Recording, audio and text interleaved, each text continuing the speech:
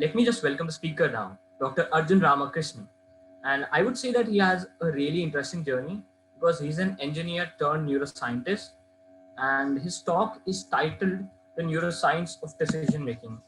And also, coming from someone who overthinks a lot, I think this might be helpful for a lot of us. So, he has received his bachelor's degree in telecommunications engineering from BMS College in Bengaluru, and then eventually switched fields, pursue a PhD in neuroscience with Professor Aditya Murthy at the National Brain Research Center in Manesar. He's trained as a postdoctoral fellow at the Duke Center for Neuroengineering from 2012 to 2015, and at the University of Pennsylvania from 2015 to 19. He co-founded Cogware Technologies in 2018, which is a neurotechnology startup that combines custom-made flexible dry nanowire EEG sensors with novel machine learning algorithms to enable measurement of human experience in real time to provide insights on psychological and mental states indicative of anxiety and depression. He returned to India and joined the Department of Biosciences and Bioengineering at IIT Kanpur in December 2019 and is now interested in understanding the neural mechanisms underlying reward guided decision making in health and in disease with a focus on mood disorders in human and non human primate models. Welcome, Dr. Arjun. I'm truly looking forward to your talk. Hi, Jasmine. Good evening, and very happy to be here, and very excited to be presenting some of the work that I've been doing in the last few years, and also very recent unpublished work. And very happy to get all the feedback, even if not now, later on. Keep them coming. Email me and things like that. Really impressed by Neuro November and Project Encephalon, and wish you guys scale greater heights as we go. And still to be a part of this. I'll share my slide now. Oh, yes. Okay. Thank you so much, sir. It's a pleasure to have you on board. Okay. Can you see the slides? See my slide? Yes, sir. Okay, great. Okay, so I'll get started now. I mean, there might be an occasional train that passes by. I hope you'll all ignore that to focus on the neurobiology of decision making.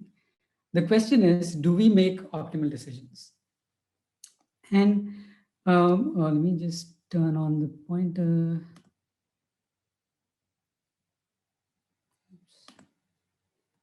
Okay. So what kind of decisions am I really talking about? So for example, some of you might be thinking, this being Sunday evening and probably been a long day, should I attend this talk or should I leave? And what kind of thoughts and considerations go into this? And that is one such, that's the kind of decision that I'm talking about now. An act of choice reached through deliberation, calculation, and thought, as put by Chester Irving Barnard in 38. So he wrote this book, The Functions of the Executive, and he is credited with having brought the term decision making from like public administration to the realms of business. And decision analysis really became popular during World War II, when physicists, mathematicians, and economists, they got together to help the Allied forces stave off these really surprising or like surprise attacks from the German Navy. And it was really, really hard. I mean, not because they did not have access to these cryptic codes that the Navy was, transmitting amongst each other, but those were available, but they were encrypted, right? And it was really hard to break them to understand when these attacks would occur. And this person, Alan Turing, in the early 40s, who's helping the British, is credited to have cracked the code. And that also is supposedly led the Allied forces to a victory in the war by doing something. And a part of that involves something like this: an optimal mathematical framework that allows you to make decisions in favor or against a certain hypothesis. In this case, It is whether the transmission code or the cipher changed or did not change. So for example, imagine you have a stream of characters that comes your way. Imagine you had a framework that looks at each of these characters and assesses that to be part of either the code remains the same condition or the code changed condition. And as you get the next character, it builds on that to slowly move in one direction or the other until you reach a point where you say, oh, okay, so I have enough evidence and now the code has changed. And so I better look for other ways to decode the data. This is an optimal mathematical framework. And very quickly, the economists adapted that to suggest that perhaps humans were also making optimal decisions. So they calculated probabilities, assessed risk in an optimal way, and made these very rational decisions. But we know from several decades, at least the last 3 or 4 decades of work by psychologists and behavioral economists, that humans make a lot of irrational decisions. These decisions are biased and they are often suboptimal. So what is really going on? At the same time, in parallel, neuroethologists argue that maybe this is, we have to start looking at the way we make decisions in a slightly different way from an adaptive sense, because we and other animals have evolved based on environmental constraints, based on evolutionary constraints. And we may make near optimal decisions, but those are what are in tune with the environment that we are living in. So we should perhaps be looking at decisions not from this top-down approach of how to assess probability, how to assess risk and combine them together, but from the perspective of the organism, from the perspective of the decisions that are very commonly made by the organisms that would have been sculpted by evolution and the environmental constraints. So today will be one of those journeys. I'm going to take you through a kind of decision making called foraging decisions, where and look at it from the perspective of when or not we are optimal and what that might actually be indicative of. So what are foraging decisions? So imagine yourself, in an orchard picking fruits. So you're at this place where you have your hand on a bunch of fruits and you want to see and eat the really high quality ones at the beginning. And then slowly the reward value declines. You're left with really bad quality fruits in this particular bunch.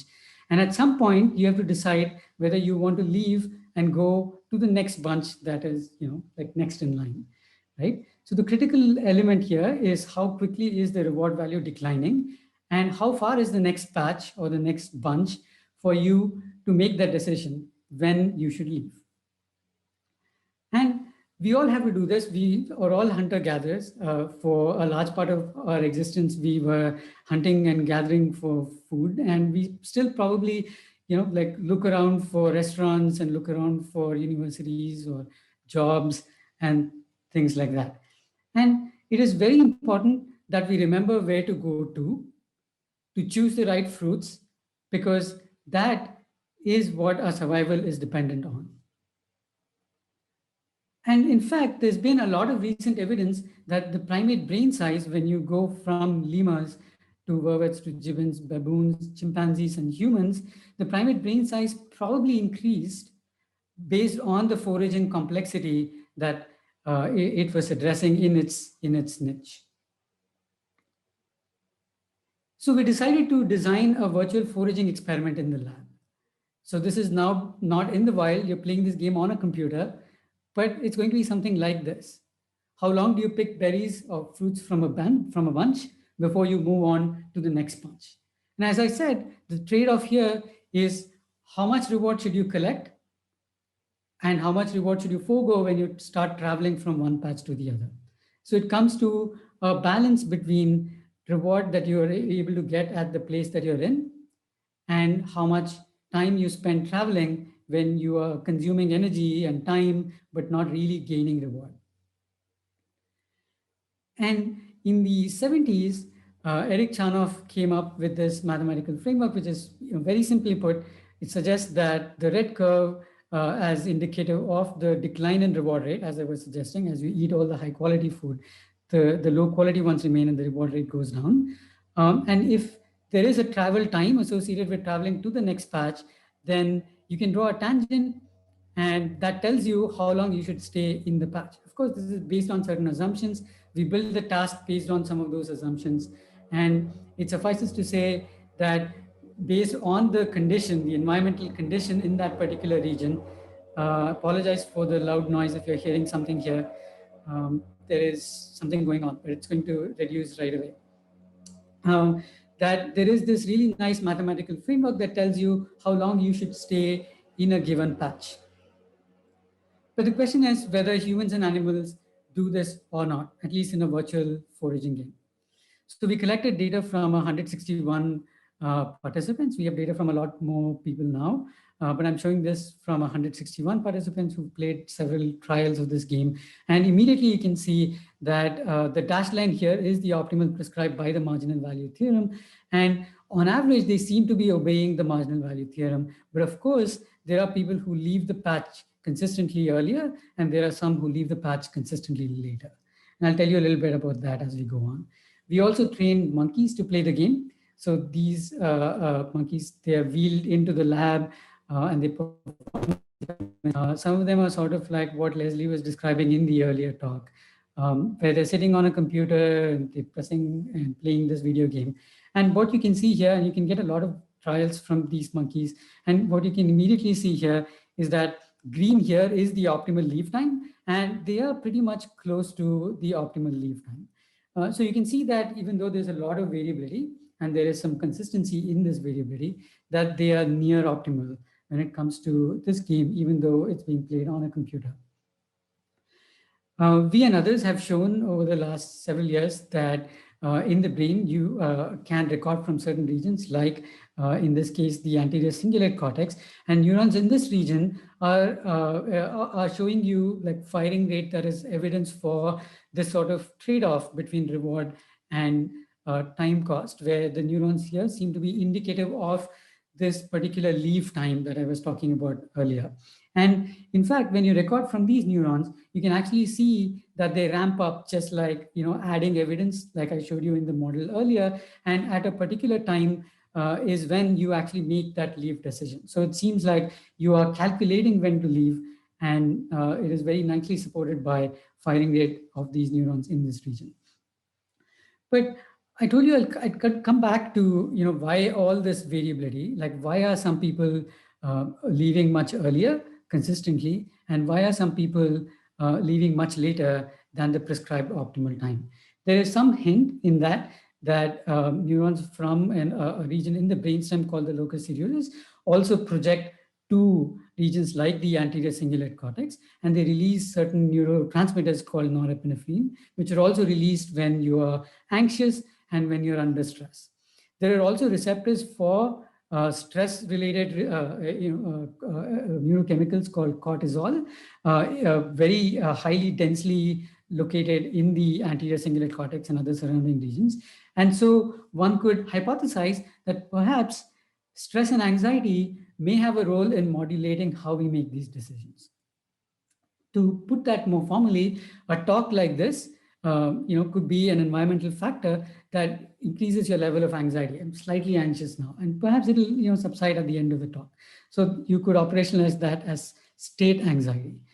However, if you're biologically predisposed, and if you're under constant onslaught of environmental factors that induce state anxiety, that might put you in a continual state of worry that can be operationalized as trait anxiety. And people have known or have discussed trait anxiety as an indicator of a state that might lead you to anxiety and depression in the future.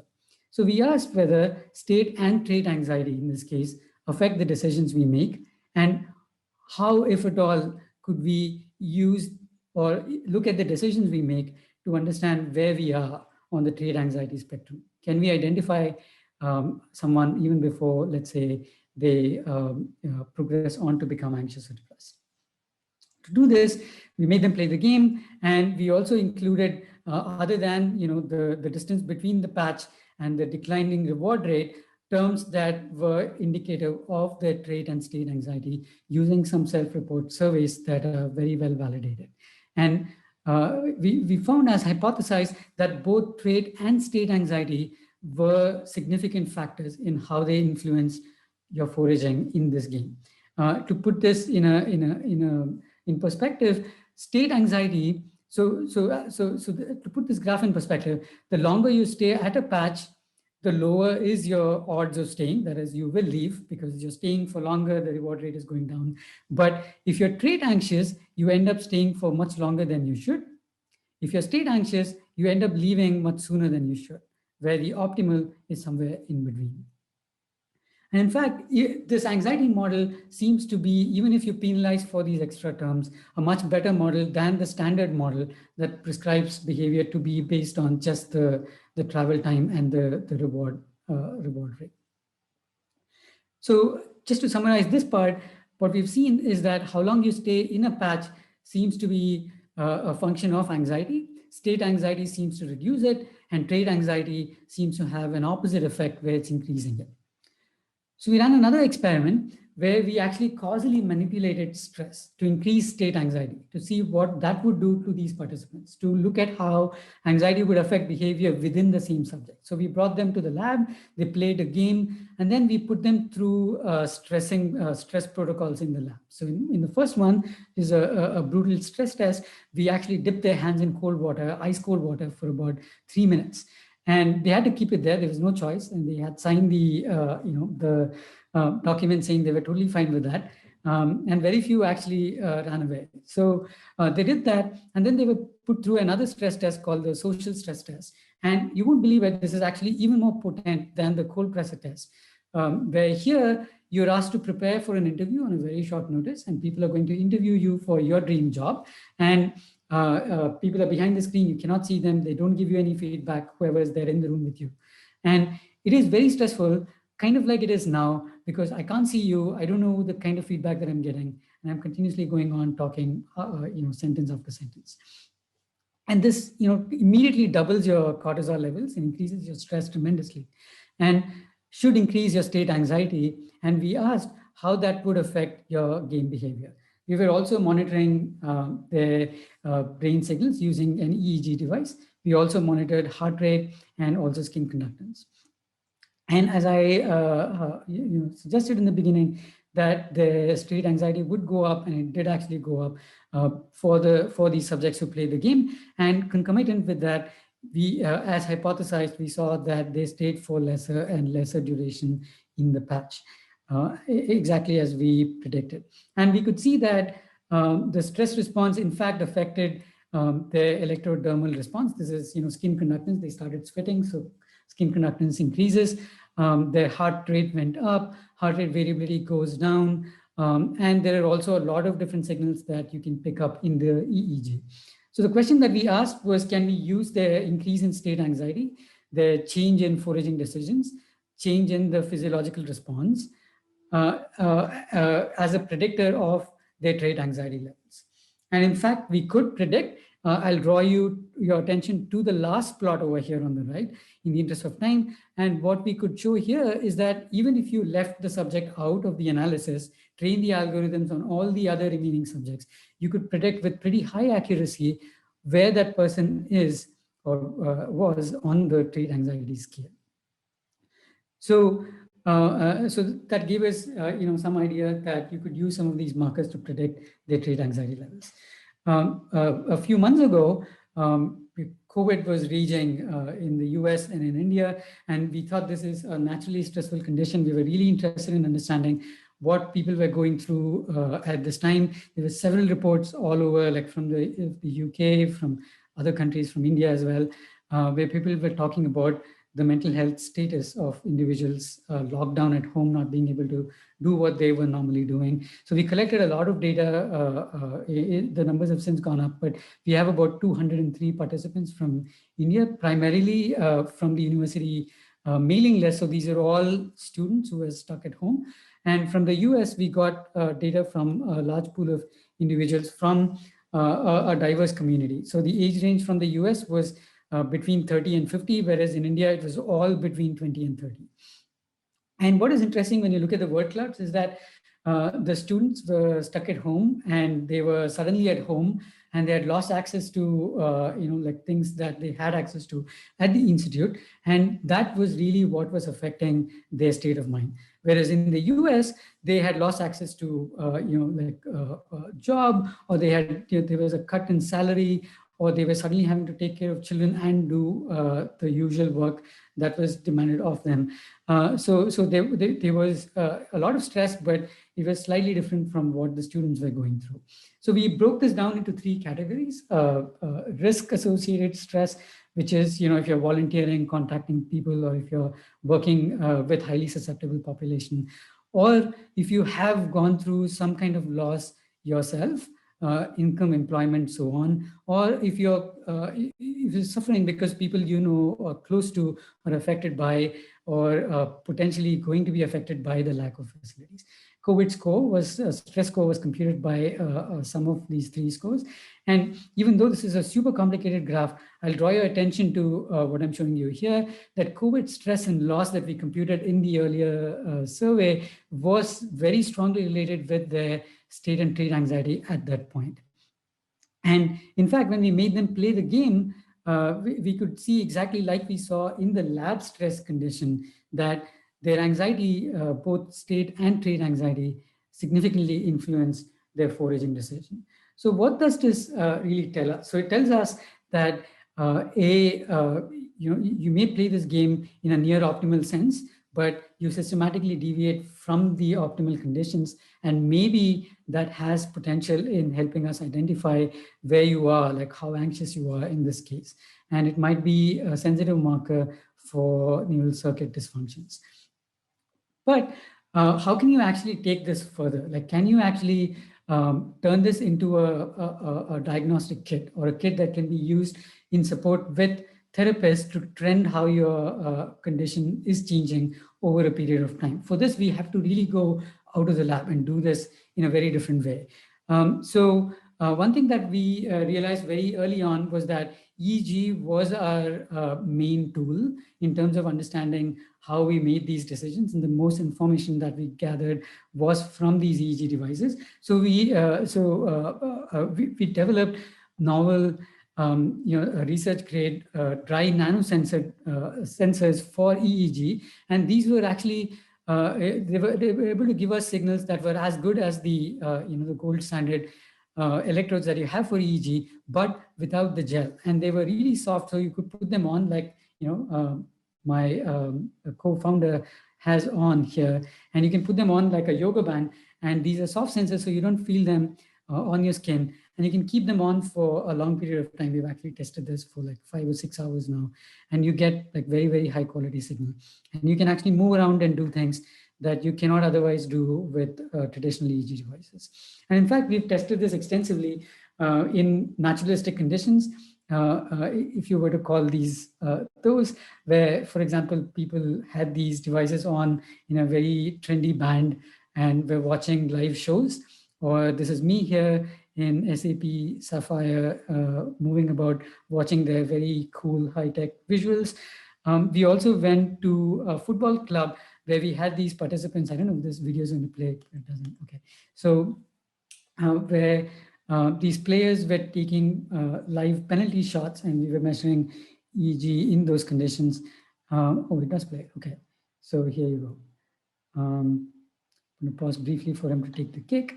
And this is my sister from last year, where she was actually foraging in the wild with the EEG device on, with an eye tracker on, and we could get these signals while she was actually doing real life berry picking.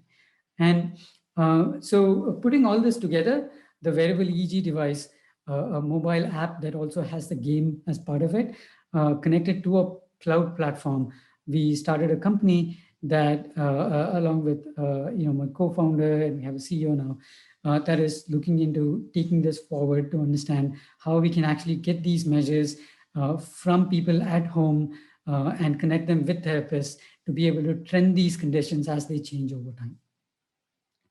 But coming back to the narrative that I started off with at the beginning. So one question that might be lingering in your heads right now is, are you making optimal decisions? So if you ask me this question, I would say that if you've managed to stay till the end of this talk, then you've probably made an optimal decision, right? So, but jokes apart, decisions, the point that I really wanted to make from the talk is that decisions may be rational or optimal in the ecological niche. Like that's the big statement that I want to make. And as an example here, I'm showing you a bonobo and a chimpanzee, and they've diverged from the human lineage about they're the closest cousins, and they diverged about 1 million years ago. But even though they are very similar in their cognitive capabilities, what you typically notice is that the chimpanzee, because of its foraging niche, where it is out foraging in like wide grasslands where the food is scarce and they have to move around a lot and they have to be really patient and take a lot of risks, they are risk takers and they are a lot more patient than the bonobos. And you see these differences despite very similar makeup and very similar cognitive capabilities. And that is what I want to end the talk with. And with that, I would like to acknowledge the funding agencies, the different labs that have been associated with, the Platt Lab, where I did most of this work, Neuroflow and the Wharton Behavior Lab that helped me collect a lot of data, and currently at IIT Kanpur, the Decision Lab and the students that have really helped me with a lot of this. Thank you so much. I'll stop here and happy to take questions. And I hope I've made up some time. Thank you so much, sir. And now we can finally see that we made an optimal decision today, at least. So we'll be starting with the questions. And I request everybody to please send in their questions if they haven't up till this point, because we have a few questions right now. So the first question is from Malvika, who wants to ask, and I think it is in context to that graph that you showed us. Were there any cases that belong to more than one category in those three groups? Could you elaborate a little bit? I don't know which graph you're talking about. Sir, I think we're talking about the graph where you had collected data from Indian students and US citizens. Yeah. So you want to know if the students were different from the other group? Like, was that the question?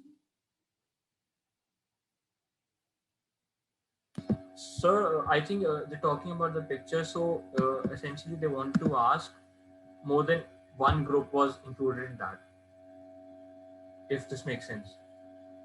More than one group of students? No, it doesn't make sense to me. But like if you're wondering about, I'll make an assumption, but you can tell me if this is right or wrong. If you're asking me whether I've collected data from a diverse set of students, is that more than one group? The ones from suffering in terms of losing someone versus job. Right. So, I mean, at this point, I mean, this is all very recent data.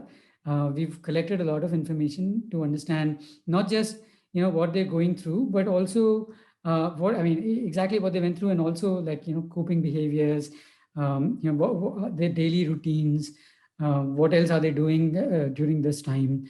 I mean, there is a lot of information, and we are like at this point, I've put them together in terms of some of those criteria that I mentioned in that slide, but that is not all the information. I don't know if that is partly answering the question, but feel free to clarify if there is something more to this. Okay, sir. And we do have another interesting question from Pragya, and she wants to ask if there is a trade-off between the time allotted to make a decision and the quality of a decision. That is, if given more time, would people make an optimal decision instead of a near optimal decision? Right. Yeah, that's a really good question. So typically what happens is, one way of explaining this would be, if you put someone under time pressure, that would naturally induce some kind of stress, and that would end up reflecting in task behavior, like as if you were under in stress or stressful in a stressful situation. Typically, we tell them that they have so much time, like, maybe 5 minutes or 10 minutes time. And we tell them that, that they have an unlimited number of patches or bushes that are laden with berries. And so they can move to as many patches as they can in the given amount of time. And we keep that consistent across different conditions. So the question is really whether in the given amount of time, can they optimize how much, how many fruits they collect in that given amount of time. All right, so yeah, that makes sense totally. So we've also got another question from Bhavika Jithani, that some person who is released from long-term imprisonment, what do you think their stress levels will be? They are released now, so more dopamine, more pleasure could be filled in their minds, or but also they have come in from the outside world after a very long period and may have lost many daily life activities and might get overwhelmed while crossing a road or maybe in front of animals, or just the overwhelming feel of whenever you're getting out. Right, right. Yeah. I mean, this is a good question, a complex question. I can sort of empathize with that sort of a situation, but I honestly don't really know like how this is going to be, because long-term imprisonment can come with a lot of different things. Like you are not used to the situation, so you're coming back new, and everything is going to be very disturbing or something that you're not used to. But life in the prison also could have been stressful, could have been a chronic source of stress, and that might have had some impact on that person as well. So yeah, I think it would be stressful. In fact, like some things that I really didn't talk about is the relationship between, for example, trait and state anxiety. Right, like I almost show that as two distinct components, but they are actually highly interrelated. So let's say you've been under chronic stress in the prison because of your fellow inmates, or because of, in general, like like the kind of life that you've been leading inside, which is definitely not luxurious, or definitely not, probably not happy enough for, or, have like things like that. But so you might be under chronic stress, and which might be reflecting in some kind of high trait anxiety, and coming out, like every small change in situation might be a huge source of state anxiety, and the two could couple with each other to take you put you in a state where you're highly anxious in conditions where you may not have to be. So it might be very innocuous situations that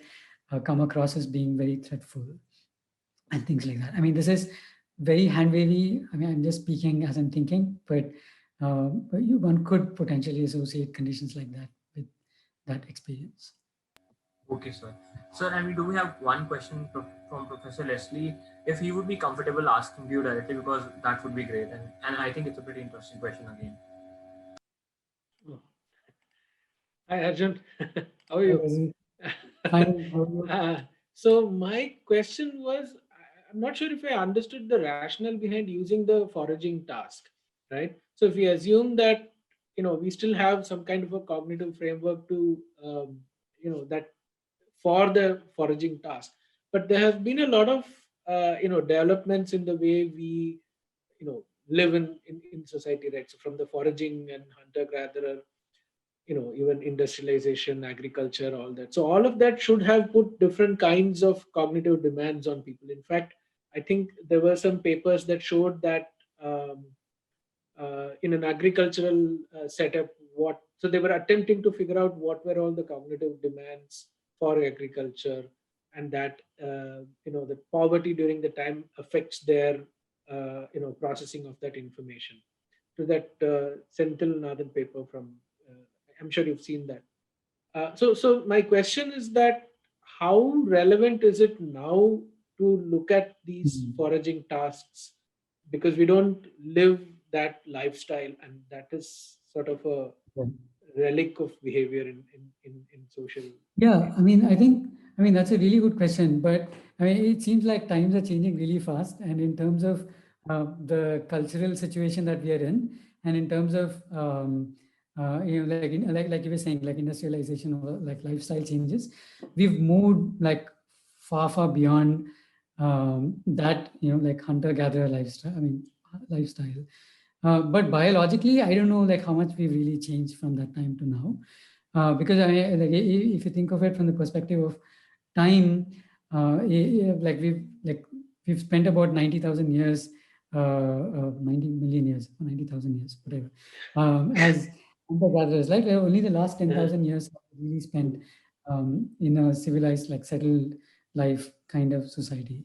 So this sort of goes back to the whole idea of like evolutionary medicine or evolutionary psychiatry, like the idea that maybe like a lot of this was shaped, and not just human life, right? Like all of this was sculpted and shaped in evolution across like species, like from primates to beyond. So I think some of this has happened over a much longer period of time and time frame um, that that might be there at the core of all this, but maybe the shift away from that in terms of cultural lifestyle, maybe at the root of the tension that we are in right now, like where you have like one way of thinking and you have to constantly adapt to a slightly different way of thinking now, like especially when you're faced with, let's say, multitude of choices. Like that's something that as a hunter gatherer you very rarely faced. So that's a source of distress, confusion.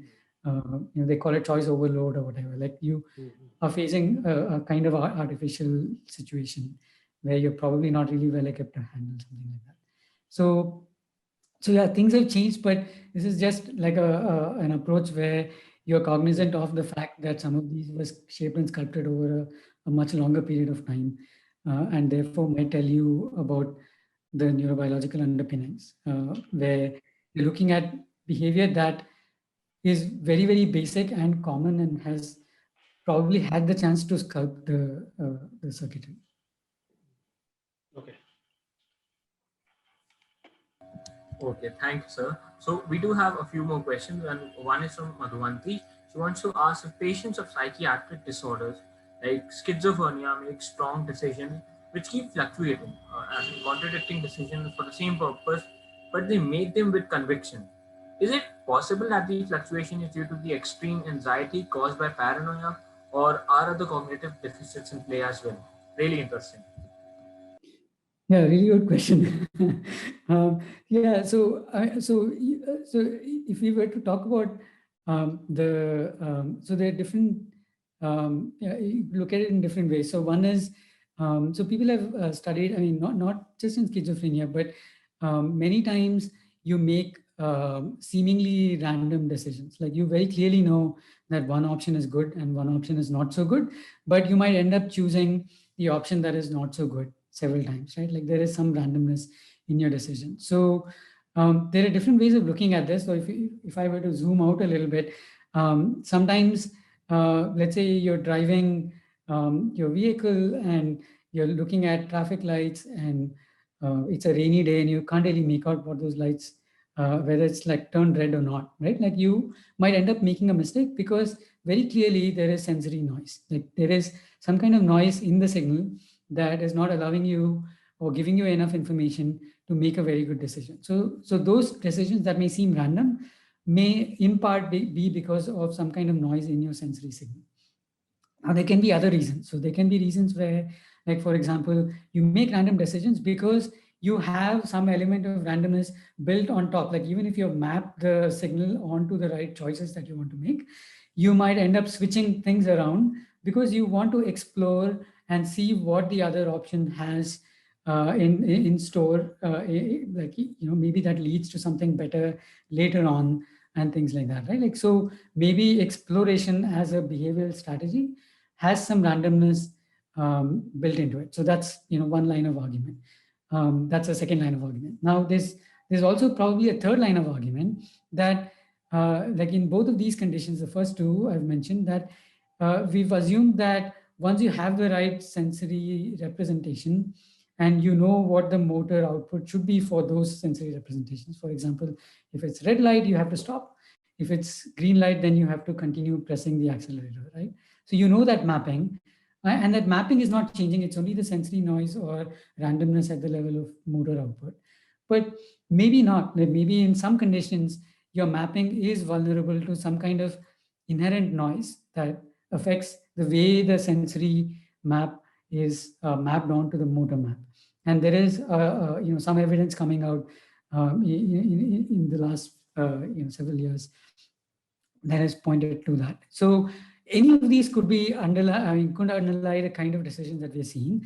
But more specifically in schizophrenia, I don't really know. Like I know that there is a lot of comorbid anxiety, and anxiety is associated with, could be associated with. This is, I'm currently, like hypothesizing. I don't know what is the current literature on this. So I would highly encourage you to go check this out from this perspective. But if I were to, like extrapolate and hypothesize, I would say that maybe, increased anxiety, could lead to some kind of a randomness in behavior, or like vacillation, or, deliberation that could come about either because of, this sensory motor mapping changes, which happens when you have a lot of norepinephrine.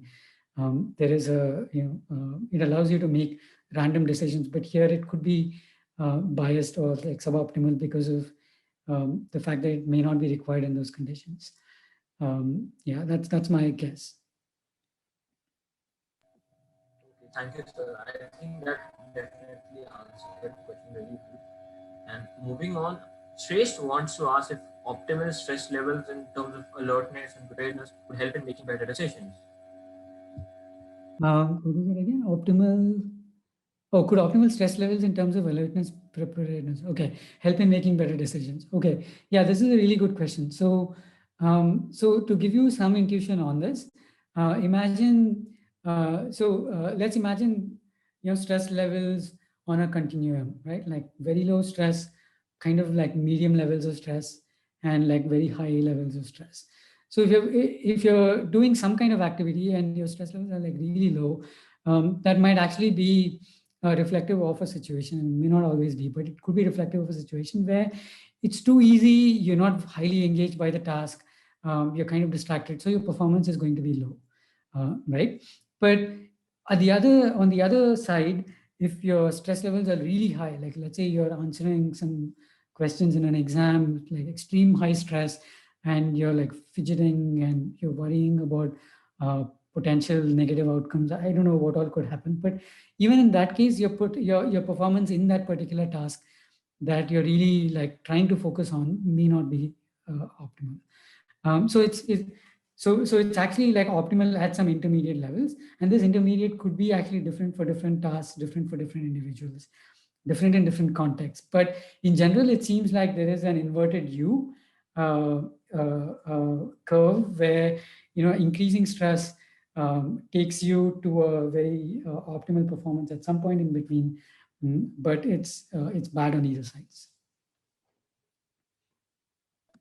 All right. Yeah.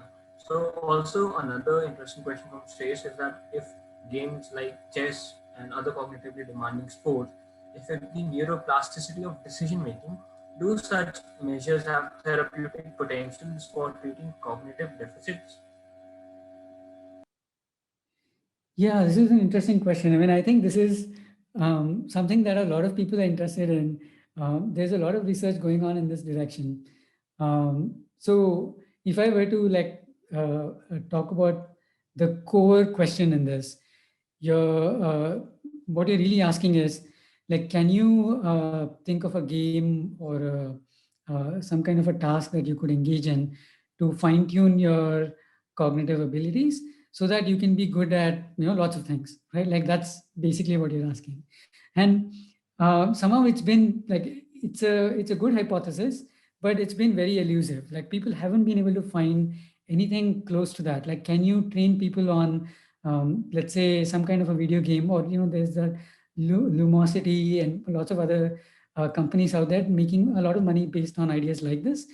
But very careful tests have not been able to find that sort of a transfer of cognitive abilities beyond the circumstance in which those are learned. So if you train, so basically, if I were to put that in very crude terms, if you're really good at chess, you're probably really good at chess. But it might help in some ways, like in terms of probably maintaining focus and thinking of a few strategies. So it might help you in something that is closely related, or uses modules that are very closely related, but may not have a general transfer.